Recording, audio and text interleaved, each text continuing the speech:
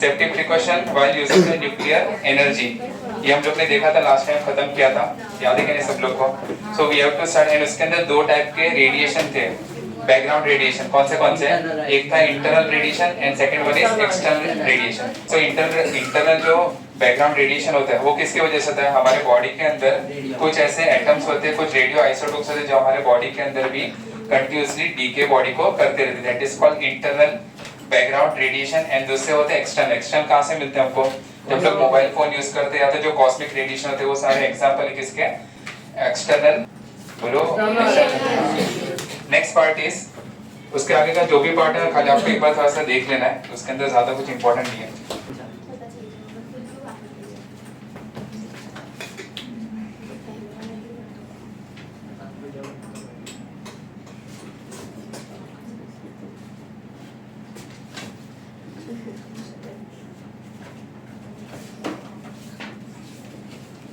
Next topic क्या है? Nuclear fusion and nuclear fusion. Okay, तो देखो साइंटिस्ट ने कुछ चीज ऑब्जर्व की।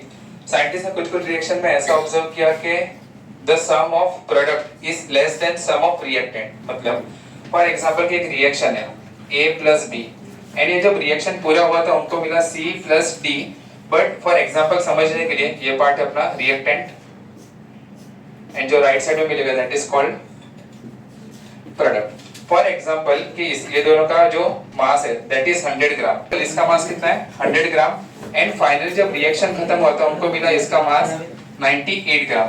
तो हम लोग ने तो एक चीज सीखा है बचपन से, that mass is neither created nor destroyed. But scientist ने ये ऑब्जर्व किया कि कुछ रिएक्शन में ऐसा हो रहा है कि जितना रिएक्टेंट का मास था उतना प्रोडक्ट का मास नहीं मिल रहा है। तो ये जो 2 ग्राम का जो लॉस है ये कहां पर कन्वर्ट हो गया? ये कहां पर चला गया?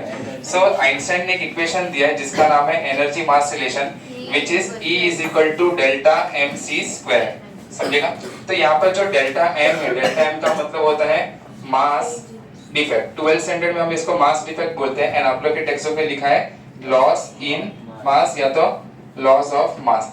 तो ये जो चेंज इन मास या तो जो लॉस ऑफ मास है वो किसके फॉर्म में कन्वर्ट हो रहा है? एनर्जी के फॉर्म में। तो हम लोग कैसे फाइंड करेंगे कि कितना एनर्जी लॉस्ट हो रहा है? तो उसका फार्मूला कौन सा है? E is equal to mc square। तो एक एग्जांपल लेते हैं। फॉर एग्जांपल के 10 kg यहाँ पर रिएक्टेंट है एंड यहाँ पर मुझे मिल रहा है 9 kg, तो कितने का लॉस हुआ? 1 kg का। तो अगर 1 kg का लॉस हो रहा है it means delta m is 1 kg, तो कितना एनर्जी अपने को मिलेगा एक्स्ट्रा? सो c का वैल्यू हम सबको पता है, c क्या होता है? Speed of light, that is 3 × 10⁸ metre per second. So E is equal to delta m c square. तो डेल्टा m का वैल्यू कितना है हमारे पास? 1 kg। c का वैल्यू कितना होता है? 3 × 10⁸ मीटर पर सेकंड। अभी इसका स्क्वायर करो, कितना आंसर मिलेगा? 9 × 10⁻16 जूल। समझेगा यहाँ तक? अभी हमको एक चीज पता है 1 kWh। अभी एक 1 kWh है ना, आप लोग को 8th स्टैंडर्ड में था। kWh क्या होता है? देखो पावर क्या होता है? पावर होता है वर्क अपॉन टाइम, ये तो आपको 8th स्टैंडर्ड से पता है। तो वर्क क्या होता है? Power into time. अभी पावर का यूनिट होता है वॉट, समझेगा? बट हायर यूनिट्स में हम लोग यूज करते हैं किलोवाट। किलोवाट मतलब क्या होता है? 1000 वाट। एंड टाइम को हम लिखते हैं आवर के अंदर। सो 1 किलो का मतलब कितना होगा? 1000 एंड 1 आवर का मतलब कितना सेकंड होता है? 3600 सेकंड। तो इसका जो फाइनल आंसर होगा it will become 3.6 × 10⁶ joule. Doubt या तो कोई भी? जूल क्यों बताया वो? बिकॉज ये वर्क डन है ना, तो वर्क डन मतलब energy consume. Because work done and energy दोनों का यूनिट क्या होता है? सेम। देखो सो 1 kWh का कितना वैल्यू होगा यहाँ पर? 3.6 × 10⁶ जूल। कभी-कभी ना आपको ये दोनों का रेशियो भी पूछ सकते हैं। तो अगर 1 kWh इतना एनर्जी दे रहा है तो इतना एनर्जी मतलब कितना kWh होगा? तो कैसे फाइंड करेंगे? डिवाइड। तो यहाँ पर आपका x एंड इसका वैल्यू है 9 × 10⁻16 जूल। तो कितना वैल्यू मिलेगा आपको? x is equal to x/kWh is equal to x का वैल्यू कितना यहाँ पर? 9 × 10⁻16 डिवाइड बाय 3.6 × 10⁻6 कितना होगा वैल्यू? ये तो हो जाएगा 10⁻10। बोलिए इसका वैल्यू 9/2.5। समझेगा? एंड ये जो kWh है वो सामने जाएगा, तो आपको x का वैल्यू कितना मिलेगा? 2.5 × 10⁻10 kWh। ओके, तो अगर 1 kg मास का अगर लॉस्ट होता है तो कितना एनर्जी अपने को मिल सकता है? 2.5 इंटू 10⁻10 kWh। आपको पता है kWh क्या होता है? किलोवाट। वो तो है। हमारे घर में ना हम लोग ऐसा लाइट बिल जब यूज करते हैं तो यूनिट्स में आता है, तो 1 यूनिट का मतलब होता है 1 kWh। एंड गर्मी के टाइम पे ज्यादा से ज्यादा यूज कर करके हम लोग यूज करते हैं 100 से लेके 120 यूनिट्स। इसका मतलब होता है 120 kWh। देखो 1 kg जो रिएक्शन हो रहा है उसके अंदर जो 1 kg का लॉस हो रहा है वो कितना आपको दे रहा है? 2.5 इंटू 10⁻10 यूनिट्स। समझे आप लोग को? हम लोग एक महीने के अंदर कितने यूनिट्स यूज करते हैं? फॉर एग्जांपल के 100, बराबर। तो पूरे साल में कितना यूनिट्स हम लोग यूज कर पाएंगे ज्यादा से ज्यादा?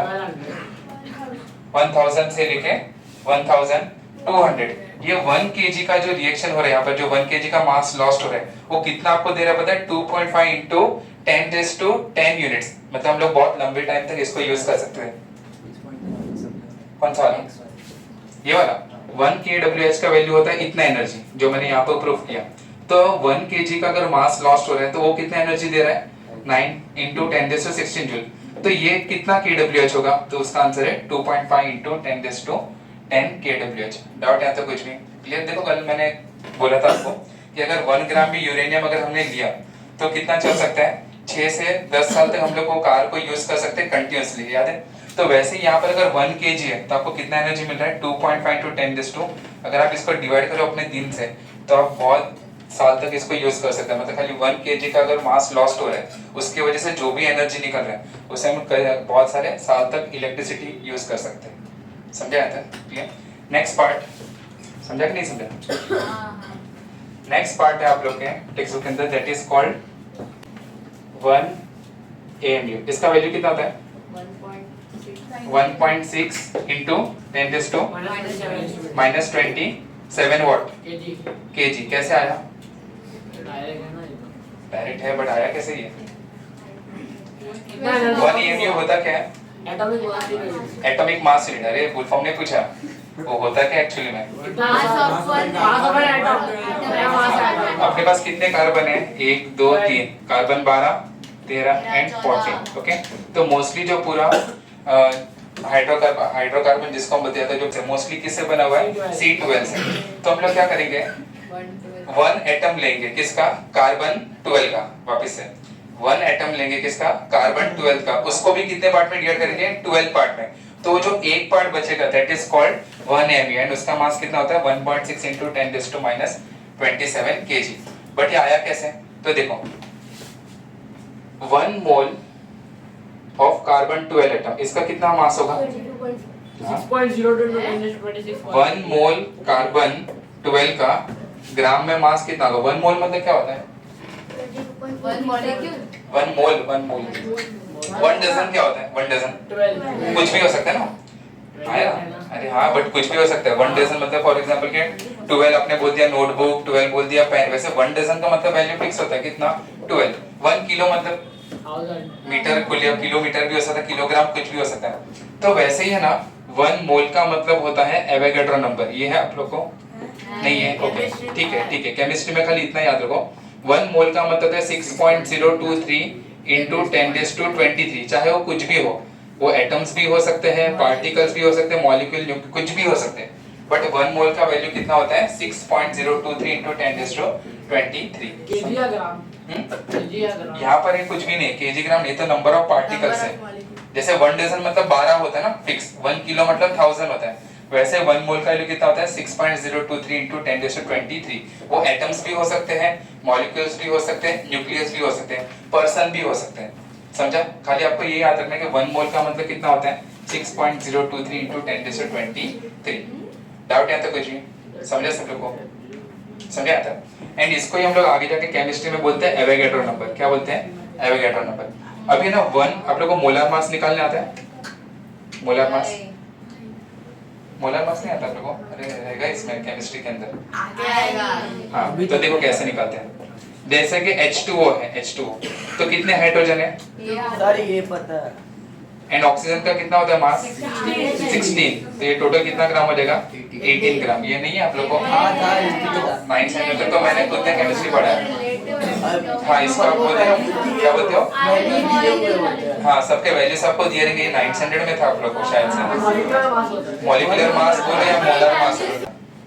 मोलर मास या तो जो मॉलिक्यूलर मास होता है वो यहाँ पर कितना है 18 ग्राम किसका वाटर मॉलिक्यूल मतलब अगर मैंने क्लासरूम के अंदर से 6.023 into 10⁻23 मॉलिक्यूल्स ऑफ वाटर को जमा करके अपने हाथ में रखा तो उसका वजन कितना होगा 18 ग्राम समझा यहाँ तक जैसे समझा इजी था अभी जैसे यहाँ पर बहुत सारे वाटर मॉलिक्यूल्स है जो नहीं दिख रहे तो मैंने एक एक को पकड़ा नॉट पॉसिबल बट सपोज के मैंने सबको जमा किया एंड अपने हाथ में रखा एंड सारे पार्टिकल्स कितने हैं 6.023 into 10⁻23 मतलब 1 मोल के इक्वल तो मैंने उसको ऐसा पानी को वजन किया ना मेजरिंग इसमें बीम बैलेंस में तो मुझे कितना आंसर आएगा 18 ग्राम अभी ये टाइम पे सबसे ज्यादा गैस कौन सा होगा कार्बन डाइऑक्साइड राइट बिकॉज हम लोग कंटिन्यूअसली एक्सेल कर रहे हैं तो कार्बन डाइऑक्साइड का कितना मोलर मास हो गया मॉलिक्यूलर मास कितना होगा कार्बन का होता है बोलो 12 हाँ 6 का डबल 12 प्लस ये कितना होगा 16 8 होता है 8 का डबल कितना होता है मास ओ 8 होता है ये 16 है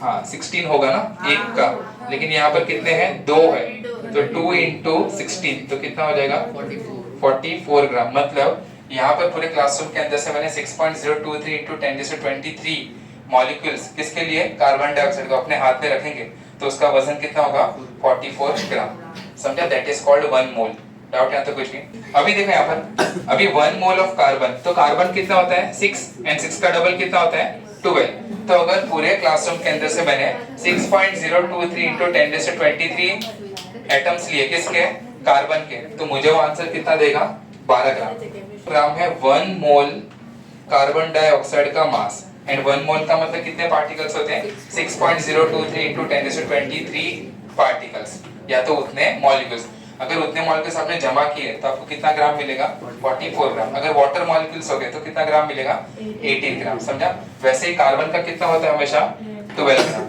सो 1 mole of carbon 12 is equal to कितना होता है 12 ग्राम समझे आता है देखो नेक्स्ट पार्ट है टेक्स्ट बुक में हम लोग ने डायरेक्टली दिया हम लोग यहाँ पर इसको सॉल्व करने वाले अभी 1 मोल का कितना मतलब कितने एटम्स होते हैं 1 मोल मतलब कितने एटम्स होते हैं 6.023 into 10⁻23 एटम्स किसके कार्बन 12 के समझेगा यहाँ तक क्लियर एंड उसका ही वैल्यू कितना होता है 12 ग्राम डाउट है तो कुछ भी सेम चीज में लिखा है 1 मोल कार्बन 12 रिजल्ट कितना होता है 12 ग्राम तो 1 मोल का मतलब कितना होता है 6.023 into 10⁻। अभी इसका डेफिनेशन 1 AMU क्या होता है एक कार्बन का मॉलिक्यूल लो या तो एक कार्बन का एलिमेंट लो उसको कितने पार्ट में डिवाइड करना है 12 पार्ट में एंड उसका जो एक छोटा सा पार्ट होता है उसका वैल्यू कितना होता है 1.6 उसका वैल्यू मैं प्रूफ करूंगा तो 1 मोल कार्बन 12 रिजल्ट कितना होता है 12 ग्राम 1 मोल का तो कितना होता है 6.023 into 10⁻23 एटम्स तो मुझे चाहिए एक एटम का मास तो एक एटम का मास कैसे मिलेगा ये जो वैल्यू है यहाँ पर ये कितने एटम का है 6.0 मुझे चाहिए एक ही एटम सो 1 एटम जो कौन सा है C2 है उसका मास कितना होगा 12 डिवाइड बाय 6.023 into 10⁻23 समझे यहाँ तक क्या किया नहीं समझा समझा सब लोग को अरे एकदम सिंपल है जागते रहो 100 पेन का प्राइस है 500 रुपीज तो एक पेन का कितना हुआ क्या किया हाँ तो वैसे ही 1 मोल मतलब कितने एटम्स होते हैं 6.023 into 10⁻23 एटम्स किसके कार्बन 12 के इसका सबका मास कितना होता है 12 ग्राम तो एक एटम का मास कितना होगा ये नंबर से डिवाइड कर दो मुझे चाहिए 1 कार्बन एटम का मास तो कितना मिलेगा आपको 1 कार्बन एटम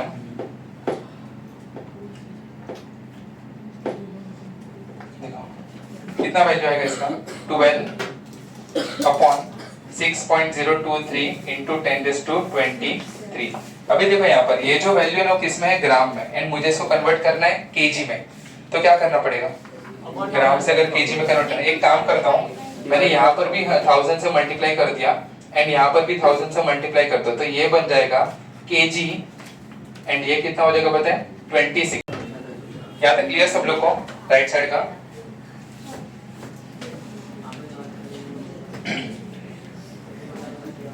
अगर 1 यहाँ पे देख सकते हो नेक्स्ट पार्ट उसका एक कंटिन्यू पार्ट है अगर चेंज इन मास हो रहा है 1 AMU कितना हो रहा है 1 AMU तो एनर्जी कितना बाहर निकलेगा ये अपने को पूछा है तो कैसे फाइंड करेंगे energy is equal to delta m into c²।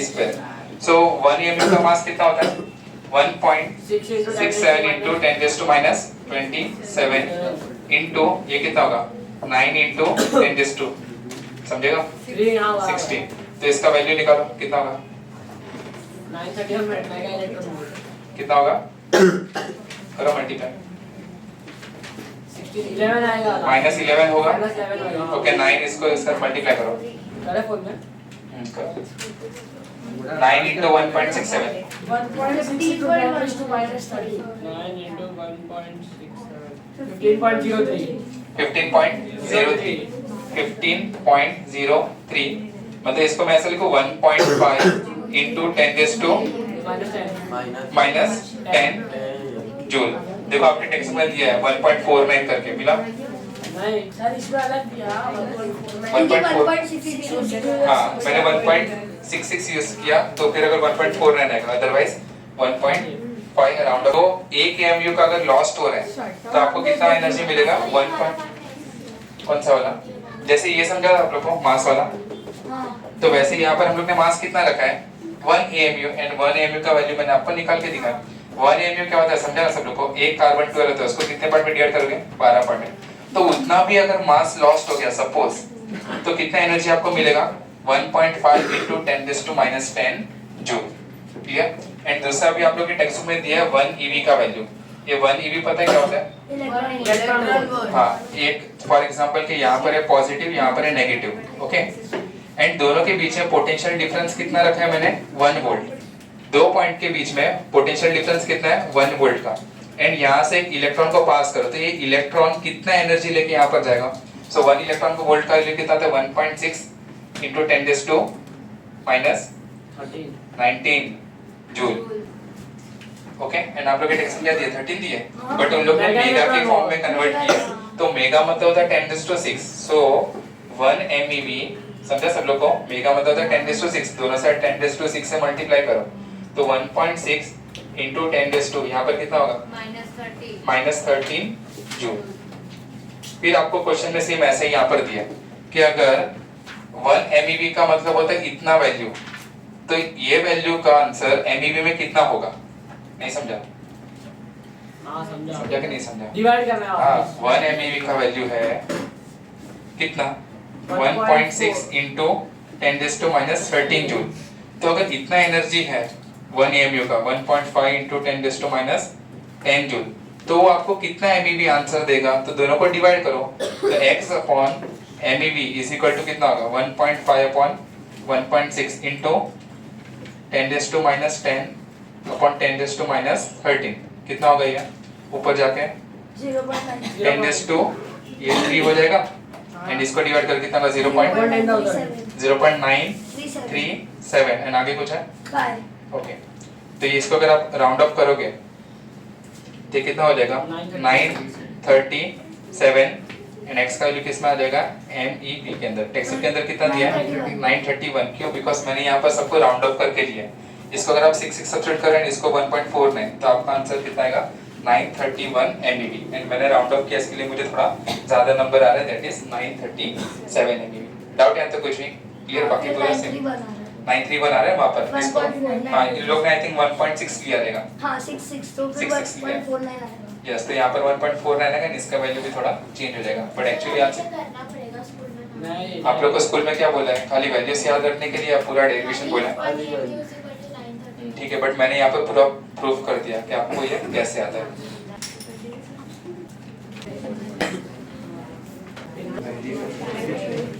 Okay देखो यहाँ पे नेक्स्ट पार्ट न्यूक्लियर फिशन है, न्यूक्लियर फ्यूजन।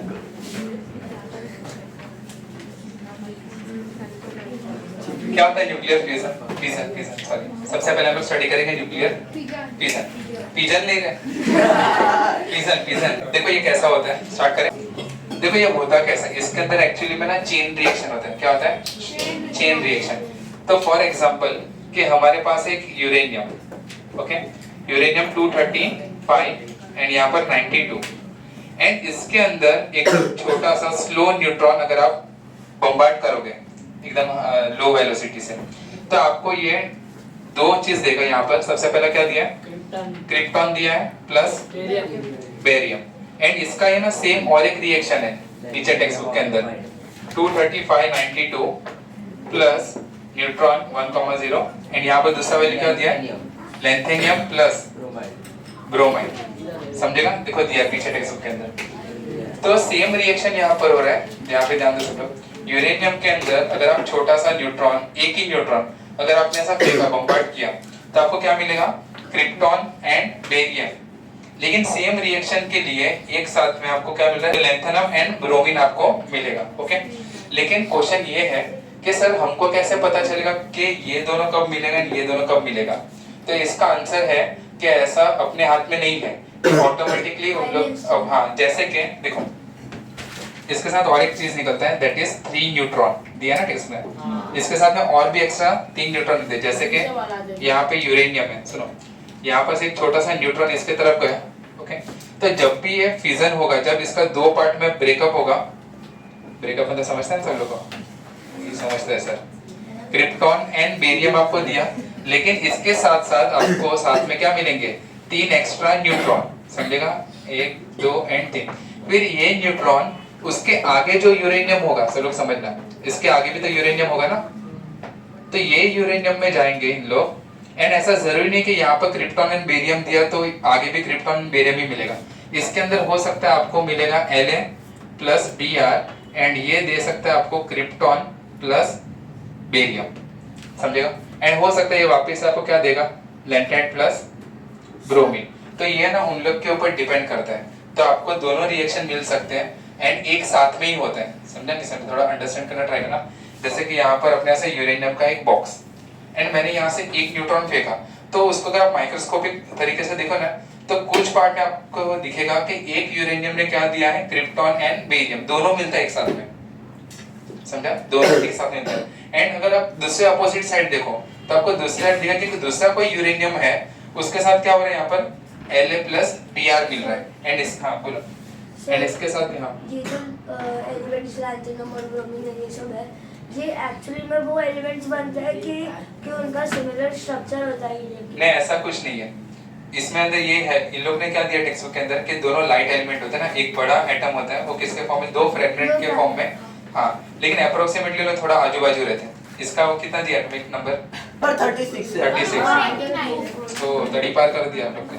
हाँ, इसको 36, तो यहाँ पर कितना होगा, 56। समझेगा, एंड यहाँ पर लैंथेनम के लिए 57 एंड यहाँ पर 35। अगर आप दोनों का एडिशन करो तो कितना आपको मिलेगा, 6 + 6 यहाँ पर 92 एंड यहाँ पर 5 और 7, तो ये भी आपको कितना मिलेगा, 92।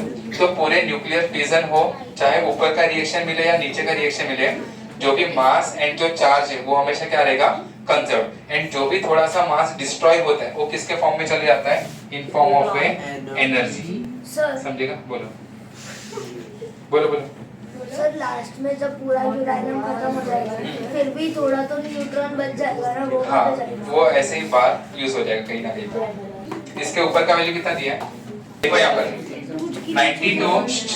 92 प्लस 141 कितना होगा, सो कितना होगा यहाँ पर 233 एंड यहाँ पर अपने पास है 3 न्यूट्रॉन, तो फिर कितना, 36 हो जाएगा सर ये तो एक बढ़, तो बढ़ गया नहीं न्यूट्रॉन। बढ़ नहीं गया, इक्वल है। वहाँ के एंड तो आया था ना, एक स्लो न्यूट्रॉन तो पास हुआ था ना। हाँ बराबर, एक स्लो न्यूट्रॉन था ना, वेरी गुड। ये दोनों मिलके कितने हो जाएंगे, 236, 92 प्लस 141 कितना होगा, 233 प्लस इसके 3 न्यूट्रॉन, तो कितना हो जाएगा, ये तीनों मिलके हो जाएंगे 236। बराबर, वेरी गुड, ये क्या ध्यान है खाली। इसके अंदर देखते हैं ये दोनों का एडिशन कितना हो रहा है, 236, 148 प्लस 85, पक्का, क्योंकि ये 3 है बचे ना, प्लस यहाँ के 3 न्यूट्रॉन, तो इसका भी एडिशन कितना होगा, 236। समझे यहाँ तक न्यूक्लियर फिजन। एंड जो न्यूक्लियर फिजन होता है that is known as chain reaction. क्यों चेन रिएक्शन, बिकॉज एक न्यूट्रॉन, ये आप लोग को इसमें रहता है ना बायोलॉजी में, क्या मिटोसिस माइटोसिस क्या होता है, एक का 2 पार्ट होता है, फिर वो 2 का 4, फिर क्या सेल डिवीजन, सो एक का लास्ट बेंच। एक न्यूट्रॉन यूरेनियम के अंदर जा रहा है, ये 2 पार्ट के अंदर स्प्लिट अप होगा, फिर इसके अंदर से कितने न्यूट्रॉन मिलेंगे आपको, एक्स्ट्रा 3, 1 2 एंड 3। फिर ये 3 स्लो न्यूट्रॉन उसके आगे भी जितने भी यूरेनियम रहेंगे उसके साथ क्या करेंगे, वापस से सेम रिएक्शन एंड ये कंटिन्यूअसली ऐसा ट्री ग्रो करता रहेगा, hence it is known as chain reaction. Done यहाँ तक क्लियर? न्यूक्लियर फिजन डाउट किसी को यहाँ तक? पढ़ो बेटा न्यूक्लियर फिजन का definition. Nuclear fission is the process in which a heavy nucleus splits into two lighter nuclei of nearly the same size, which bombarded with slow neutrons. बराबर। When bombarded with slow neutrons, in each fission reaction, a tremendous amount of energy, approximately 190 megavolt, is released. हाँ आगे continue. The reason for the release of energy is that the sum of masses of the product nuclei underline new region. is less than the sum of masses of the parent nucleus and mass of neutron, that is there is a loss of mass in this reaction. This sir product का मास less आ रहा है। Product का मास less होता है as compare to reactant, तो वो जो मास का जो डिफेक्ट होता है वो किससे फॉर्म में कन्वर्ट होता है? एनर्जी। एंड हम लोग ने दोनों के लिए दिया, एक एएमयू के लिए भी देखा, एक ग्राम के लिए भी हम बना सकते हैं एंड सेम 1 kg के लिए भी हो सकता है। Continue. This loss in mass is converted into energy according to Einstein's mass energy relation, E is equals to delta mc square. Delta M का मतलब क्या होता है? Change. Change in mass. पेश कर करो, नोट पढ़ो डायरेक्टली, नोट है ही नहीं। है ना नीचे।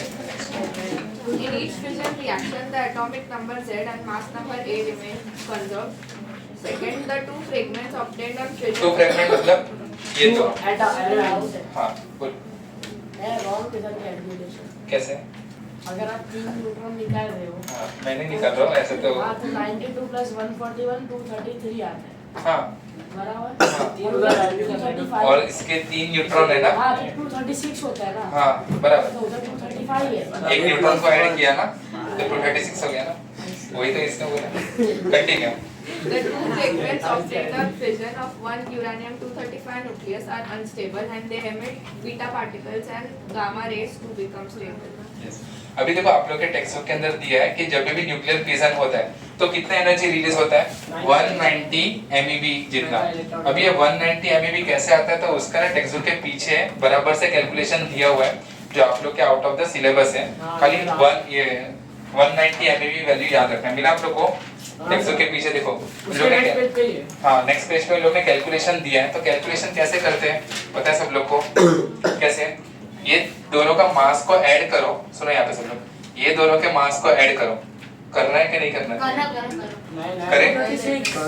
डायरेक्टली 2 मिनट में हो जाएगा। देखो अपना रिएक्शन क्या है, यूरेनियम प्लस न्यूट्रॉन क्या मिलने वाला है?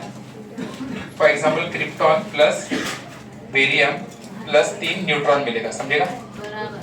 235 यहाँ पर है 92। अभी कैसे फाइंड करेंगे डेल्टा मास? सो डेल्टा मास फाइंड करते हैं मास ऑफ प्रोडक्ट या तो मास ऑफ रिएक्टेंट, दोनों तरीके से होते हैं। मास of reactant minus mass of product. तो रिएक्टेंट में कौन बात कर रहे हैं? तो रिएक्टेंट की जगह पर कौन कौन है? यूरेनियम का मास प्लस न्यूट्रॉन का मास, एंड इसको माइनस करोगे आप लोग किससे मास से? 3 neutron plus krypton plus barium से। एंड इसके दोनों के वैल्यू है ना आप लोग के टेक्स्ट बुक के अंदर अच्छे से दिए हैं एएमयू के फॉर्म में। कितना दिया है? 234.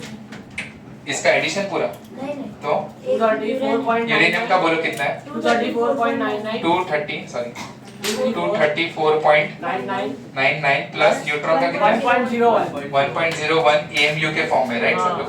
मास ऑफ क्रिप्टॉन कितना दिया है? 143. 140.87 प्लस 88.90 143 है हाँ 143 पक्का ना? हाँ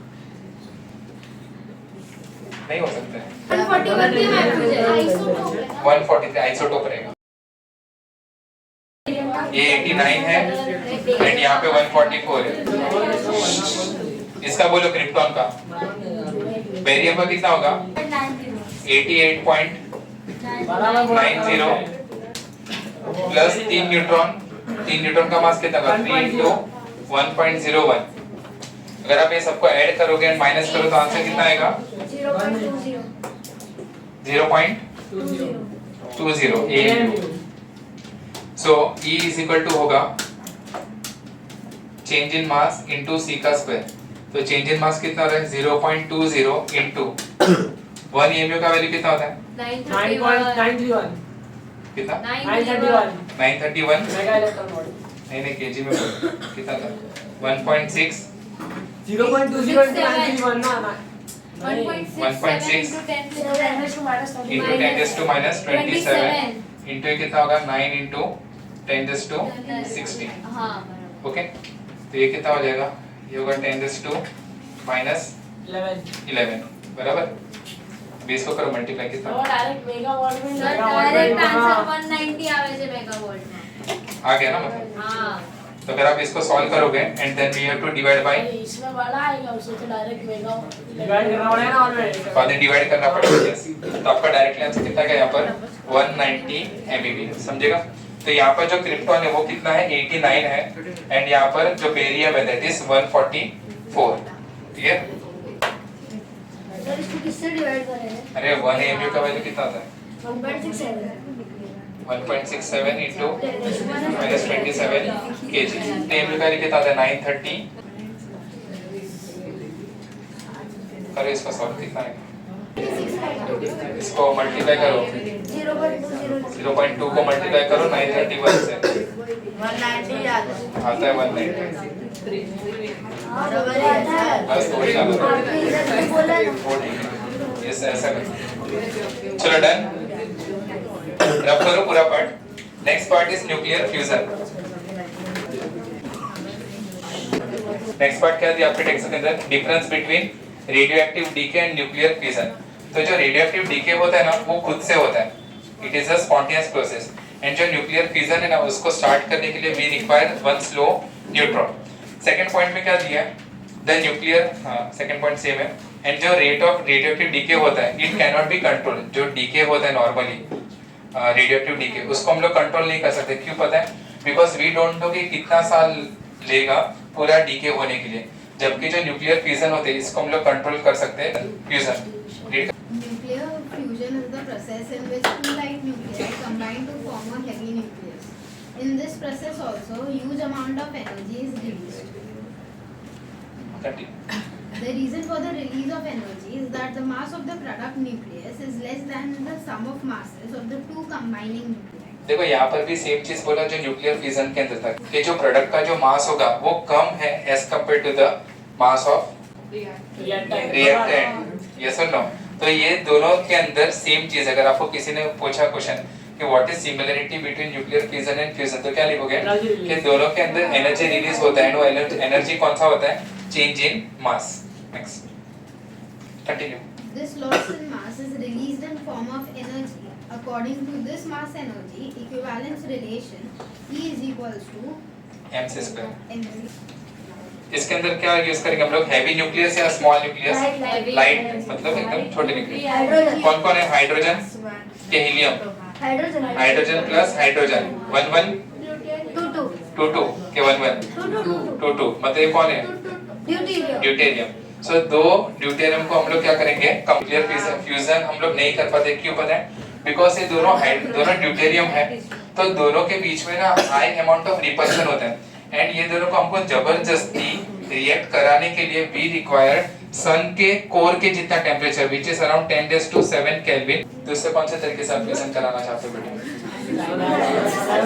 दोनों को एक एक फ्यूज चॉकलेट खिलाते हैं तो फ्यूज हो जाते हैं। सो सुनो अभी ये रिएक्शन सन के ऊपर होता है। यस ये दोनों मिलके क्या बनने वाले हैं? बोलो। हीलियम के लिथियम पक्का। हीलियम प्लस साथ में क्या मिलेगा? देखो ये तो 4 है न्यूट्रॉन। तो न्यूट्रॉन का मास कितना होता है? 1 एंड एटॉमिक नंबर इसका कितना देगा? 0 एंड मतलब उसका चार्ज कितना देगा? 0। 2 + 2 4 बट ऑलरेडी यहाँ पर एक चला गया तो इसको कितना मिलेगा? 3। यहाँ पर 0 है तो 1 + 1 कितना देगा? 2। अभी ये जो हीलियम है वो अनस्टेबल है। क्यों अनस्टेबल है? बिकॉज़ एक्चुअली इसका मास कितना होना चाहिए? 4 ना। एक न्यूट्रॉन या तो एक प्रोटॉन तो बराबर है 2, एक न्यूट्रॉन इसके साथ कम है तो ये वापस से रिएक्ट करेगा किसके साथ? हाइड्रोजन के साथ के ड्यूटेरियम के साथ? पक्का? दोनों सेम नहीं है। ओके अभी इसके बाद रिएक्शन क्या मिलेगा आपको? हीलियम प्रॉपर स्टेबल हो गया 4,2 प्लस आपको क्या मिलने वाला है इसके अंदर से? और एक हाइड्रोजन एंड वो कितना होगा? H1N1। इसके साथ में अपने को क्या मिलने वाला है सबसे very important, that is called energy. And इसके अंदर जो एनर्जी निकले that is called thermonuclear energy. क्या बोलते हैं इसको? थर्मोन्यूक्लियर। थर्मो किसके लिए? बिकॉज टेम्परेचर, एंड न्यूक्लियर क्यों? बिकॉज हम लोग यहाँ पे न्यूक्लियस को एक साथ में फ्यूज कर रहे हैं। डाउट यहाँ तक कुछ नहीं समझे सब लोग को? तो वो पता हम लोग बात करते हैं चाइना ने एक एक्सपेरिमेंट किया कि जैसा सन के ऊपर वैसा, तो अभी भी वो 100% मतलब ऐसा ट्राई कर रहे हैं। तो अभी उन लोग यूज करते हैं न्यूक्लियर फिजन। क्या यूज कर रहे हैं? न्यूक्लियर फिजन, क्योंकि फ्यूजन हम लोग ट्राई कर रहे हैं बट अभी तक बना नहीं है। इनके पास है ना टोटल है अराउंड 62 गीगा, हाँ गीगावाट का एनर्जी प्रोड्यूस करता है, पावर इतना प्रोड्यूस करता है, समझेगा? एंड इसका यूज करके चाइना का 5% इलेक्ट्रिसिटी खाली न्यूक्लियर फिजन से आता है। एंड इंडिया है ना, इंडिया उसने ऐसा बोला है कि हम लोग 2047, पता नहीं क्यों 2047 का राह देख रहे हैं, बट उन लोग ने बोला कि भाई अपना आजादी का 100 साल पूरा होगा तो 2047 में हम लोग पहुंचने वाले हैं 200 गीगावाट तक।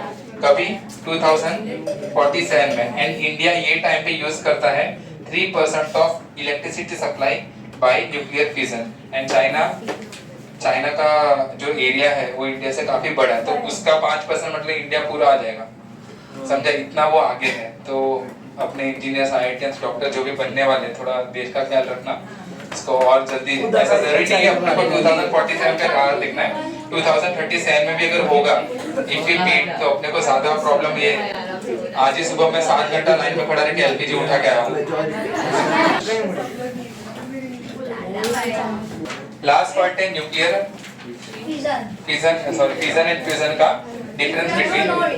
The source of energy of the sun and the stars is the nuclear fusion of light nuclei such as hydrogen present in the core at a very high temperature, approximately 10⁻⁷ Kelvin, and high pressure. The thermonuclear reaction converts hydrogen into helium nucleus with the release of a tremendous amount of energy. The reaction is hydrogen plus hydrogen plus hydrogen plus hydrogen. 4 hydrogen will combine and will give you what? Helium. Positron. Positron means what? Beta beta positive, याद है ना सब लोग को? And साथ में क्या मिल रहा है? न्यूट्रिनो। आप लोग को याद है वो मैंने बीटा प्लस डीके भी सिखाया था, अच्छा वो सिखा दिया उसने। बीटा प्लस डीके के अंदर कौन निकलता है? न्यूट्रिनो। एंड बीटा नेगेटिव में कौन निकल रहा था? Anti neutrino. वैसा इसके ऊपर yes continue. Thus, in this process, 4 hydrogen nuclei fuse to form a helium nucleus with the release of 26.7 megawatt energy. The working of hydrogen bomb is based on the nuclear fusion, in which a high temperature, approximately 10⁻⁷ Kelvin, required for the fusion reaction is produced by the prior explosion of the nuclear fission bomb. Although it appears that the energy released in nuclear fusion is much less than that released in nuclear fission, but indeed it is not so. For a given mass, the energy released due to fusion of light nuclei is much more than the energy released due to fission of same mass hold of करो, a heavy. ये point समझा आपको क्या बोला? Second point में हम लोग बोल रहे हैं कि जो न्यूक्लियर फ्यूजन के अंदर जो एनर्जी बनता है, जो एनर्जी रिलीज होता है, it is much lesser as compare to nuclear fission. क्योंकि न्यूक्लियर फिजन में कितना था 190 MeV एंड न्यूक्लियर फ्यूजन के अंदर कितना हो रहा है 26.7 MeV। है या ना? दिया टेक्स्ट के अंदर थोड़ा सा रखो। तो न्यूक्लियर फिजन के अंदर कितना हो रहा है 190 MeV एंड न्यूक्लियर फ्यूजन के अंदर कितना हो रहा है 26.7 MeV। तो किसमें कम है किसमें ज्यादा है? फ्यूजन में कम है एंड फिजन में ज्यादा है। बट आगे लिखा है कि ये करेक्ट नहीं है, क्यों? बिकॉज अगर आप सेम मास लो, बिकॉज जो न्यूक्लियर फ्यूजन है उसमें हम लोग लाइट पार्टिकल यूज करें तो उसका मास तो बहुत ही कम होगा। एंड न्यूक्लियर फ्यूजन के अंदर हम लोग हैवी आयन ये ले रहे हैं, एलिमेंट्स ले रहे हैं, तो उसके अंदर ज्यादा एनर्जी निकल सकता है। बट अगर आप सेम मास लोगे ना तो न्यूक्लियर फ्यूजन के अंदर ज्यादा एनर्जी निकलेगा as compare to nuclear fission. ये डिफरेंस बिटवीन में भी दिया है। Continue. The reason is that for the same mass, the number of light nucleus is much more than the number of heavy nucleus. समझे? देखो ये उसका रीजन, अगर आपको इसके ऊपर गिव रीजन आ सकते हैं या तो असर्शन रीजन जैसे क्वेश्चन आ सकते हैं। क्लियर? तो ये पॉइंट बहुत ही इंपॉर्टेंट है। Next Hence, the energy obtained per unit mass in fusion is much larger underline ये एमसीक्यू में भी आ सकते हैं। than पर यूनिट मास मतलब सेम पर केजी। अगर आपने 1 केजी न्यूक्लियर फ्यूजन करो एंड 1 केजी न्यूक्लियर फिजन करो तो किसमें ज्यादा एनर्जी निकलेगा? फ्यूजन के अंदर। समझे यहाँ तक? energy obtained per unit mass in the fission. This is why scientists are now working hard to get energy by the process of fusion of deuterium, which cannot be obtained in abundance from the sea water at a very low cost. Here the main difficulty is that at 10⁷ Kelvin the substance समझे आप is लोग को? ionized. Deuterium अपने पास भर के मिल भी जाएगा, but खाली एक ही प्रॉब्लम है क्या? 10⁷ केल्विन जितना टेम्परेचर यहाँ पर प्रोड्यूस कर। It is in the plasma state. And What do you mean plasma state? वो लावा जैसा, मॉल्टन लावा कैसा था पूरा, that is called plasma state. 5 state होता है, पता है कि नहीं पता? पहला सॉलिड, लिक्विड एंड गैस, ये तो 3 अपने बेसिक होते हैं। 4th कौन सा होता है? Plasma, right. एंड लास्ट कौन सा होता है? BeC, that is called Bose Einstein conductor. तो ऐसे टोटल 5 स्टेट होते हैं एंड उससे भी ज्यादा होते हैं, बट हमको तो खाली solid, liquid and gas he. Next, And it is very difficult to store it. Nowadays efforts are being made to क्यों स्टोर नहीं कर सकते? इतना हाई टेम्परेचर, इतना हाई एनर्जी अगर निकल रहा है तो उसको स्टोर कहाँ पे करेंगे? तो स्टोर करने के लिए उन लोग ने यूज कर रहे हैं कार्बन नैनो ट्यूब्स। लिखा है? कंटिन्यू करो, continue. substance in plasma state with the help of nanocarbon tube. ये कार्बन नैनो ट्यूब क्या होता है? पता है किसी को? नैनो होगा एकदम छोटा। ओके, और कार्बन का बना रहेगा और ट्यूब जैसा होगा, कार्बन नैनो ट्यूब। देखो कंटेनर असते ते कार्बन दी बनेला।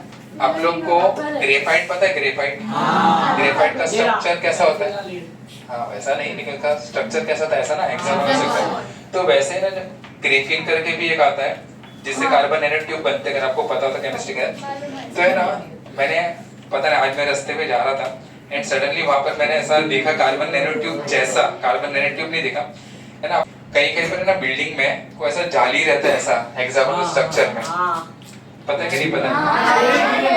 बेस में डालते हैं पाउडर। जो झाड़ रहता है ना, झाड़ कोई भी पॉट होता है तो पॉट के आजू बाजू में लगाते हैं, तो वैसे शेप में होते हैं कार्बन नैनो ट्यूब, बट वो कार्बन नैनो ट्यूब वो प्लास्टिक का ट्यूब होता है। एंड हम लोग जो पढ़े that is carbon nano tube. हम लोग ऐसा स्ट्रक्चर की यूज कर रहे हैं, तो ऐसा जो स्ट्रक्चर होता है या जो ग्रेफीन होता है उसके पास बहुत ही हाई अमाउंट ऑफ एनर्जी उसके अंदर होती है, तो किसी को भी विथस्टैंड कर सकता है। समझा?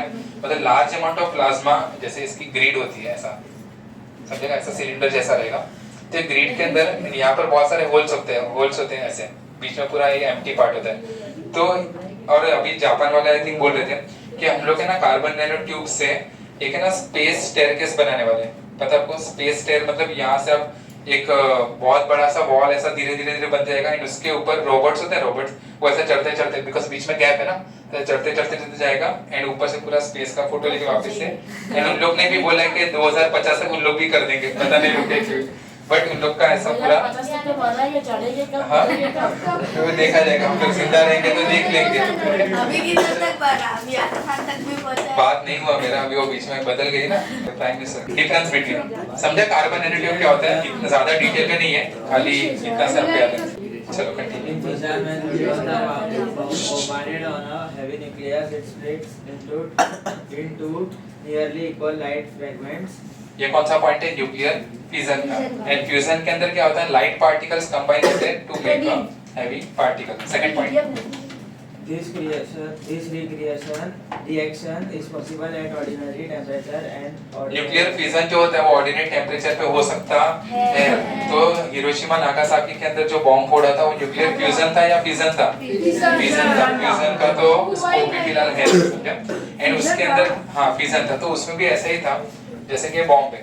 देखो जैसे यहाँ पर बॉम्ब है एंड यहाँ पर हम लोग ने रखा है बहुत सारा यूरेनियम। सब लोग समझना, यहाँ पर ऐसे यूरेनियम रखेंगे तो यहाँ से स्लो न्यूट्रॉन जाएगा एंड ये रिएक्शन को क्या करेगा? स्टार्ट। तो यहाँ पे जो पहला यूरेनियम होगा उसको मिलेगा एक न्यूट्रॉन, वो 2 पार्ट के अंदर स्प्लिट होगा एंड साथ में क्या देंगे? 3 न्यूट्रॉन। तो वो 3 न्यूट्रॉन और आगे जाएंगे। ऐसा करते करते सब जगह पर क्या हो जाएगा? Chain reaction. And after with in a fraction of second ये बहुत ही हाई अमाउंट से एनर्जी रिलीज करेगा। तो 4-5 न्यूट्रॉन क्यों नहीं डाल कुछ करने के लिए कंटिन्यू करो, रुको देखते हैं। in one fission reaction nearly 190 MeV energy is released. कौन सा पॉइंट है ये? 190 किस में निकलता है?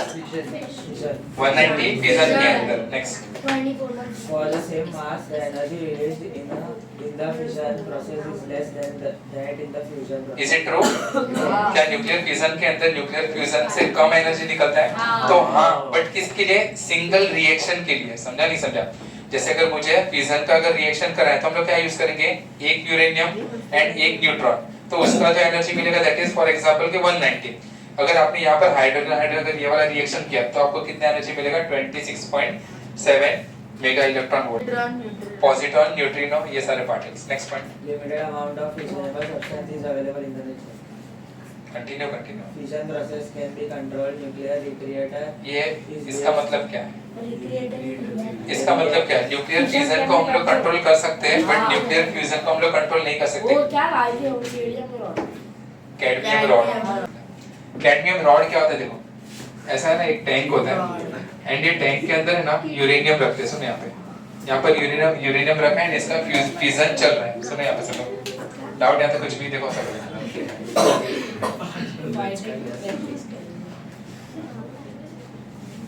यहाँ पर है ना साइड में रखते हैं वाटर। क्या रखने वाले? वाटर। देखो सब लोग, इसके अंदर हो रहा है न्यूक्लियर, इसके अंदर ऐसा ना छोटे छोटे अमाउंट में रखे रहते हैं यूरेनियम। तो जो यूरेनियम है इसके अंदर क्या हो रहा है? Nuclear fusion. And nuclear fusion की वजह से वहां पर large amount of energy release हो रहा है, एंड वही एनर्जी की वजह से यहाँ का जो भी वाटर है वो किसके फॉर्म में कन्वर्ट हो जाएगा? स्टीम के फॉर्म में। समझेगा? एंड वही स्टीम यहाँ से उठ के जाएगा एंड फिर आगे जाके वो कॉइल एंड ये सब लगा रहता है, जिसकी वजह से अपना क्या प्रोड्यूस करके मिलेगा? इलेक्ट्रिसिटी। समझा? ऐसा होता है, टरबाइन से होता है। यस। एंड जैसे अगर मुझे ये रिएक्शन को रोकना है तो हम लोग क्या इंसर्ट करते हैं इसके अंदर? Cadmium rod. क्या यूज करेंगे? Cadmium rod. ठीक है? कैडमियम रॉड है ना, इसके जितने भी न्यूट्रॉन्स निकलते रहते हैं उसको वो अपनी तरफ एब्जॉर्ब कर लेता है, तो फिर उसका जो रिएक्शन है धीरे धीरे रुक जाता है। तो धीरे धीरे रिएक्शन क्या हो जाएगा? स्लो, एंड थोड़े टाइम के अंदर पूरा रिएक्शन खत्म। देखो आगे सेकंड पॉइंट, ये तो न्यूक्लियर फ्यूजन था। तो जो न्यूक्लियर फ्यूजन होता है इसको हम लोग कंट्रोल कर सकते हैं by using what? Cadmium rod. जो न्यूक्लियर फ्यूजन होता है उसको हम लोग कंट्रोल नहीं कर सकते। क्यों ऐसा? बिकॉज पूरे अगर आप एटमॉस्फेयर में जाओ तो आपको हाइड्रोजन तो इजीली अवेलेबल है, कहीं पर एक जगह पे भी बाय चांस गलती से सुनो न्यूक्लियर फ्यूजन ऐसा हो गया तो पूरा धरती स्टार बन जाएगा। यस। नेक्स्ट पॉइंट, इसलिए हम लोग न्यूक्लियर फ्यूजन को कंट्रोल नहीं कर सकते। nuclear bomb is based on the uncontrolled fission reaction. क्यों अनकंट्रोल? बिकॉज हाइड्रोजन एलिमेंट्स तो सब जगह पर प्रेजेंट। नेक्स्ट, हो गया पूरा खत्म। लास्ट पॉइंट देखो, उसके एकदम नीचे क्या दिया? नोट। सिमिलरिटी एक ही है क्या?